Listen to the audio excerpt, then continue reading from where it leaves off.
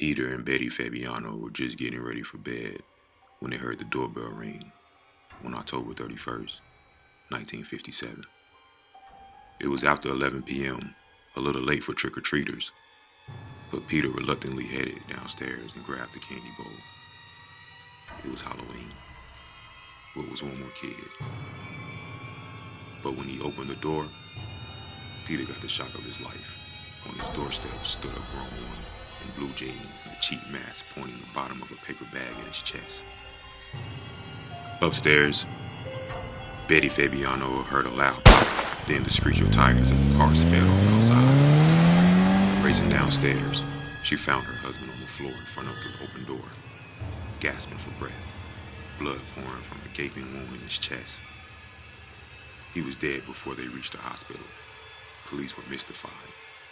Peter Fabiano worked as a hairdresser in San Fernando Valley.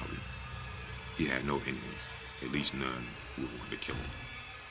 But the deeper they looked into the crime, the more twisted it all seemed. 2 weeks after the cold-blooded killing, police nabbed Joan Rabel, a 40-year-old who once been employed at one of Peter's salons. And for some reason, she was lying about being out the night of Peter's death. But not all liars moonlight as killers, and the cops had to let Joan Rabel go for the lack of evidence. Then, a month later, an anonymous caller directed police to a rented locker in an area department store.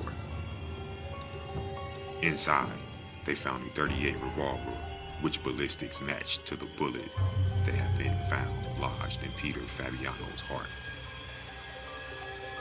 The locker wasn't being rented by Joan Rabel, however.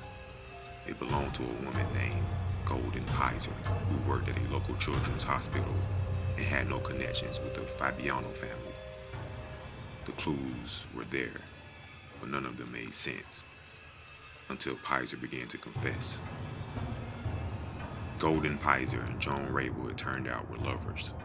For months, Rabel had told her about a man named Peter Fabiano, whom they later called evil and vile. Rabel regaled Pizer with sickening stories of Fabiano and the way he abused his wife. And before long, Pizer began to hate this man she'd never met. She agreed to help Rabel kill him.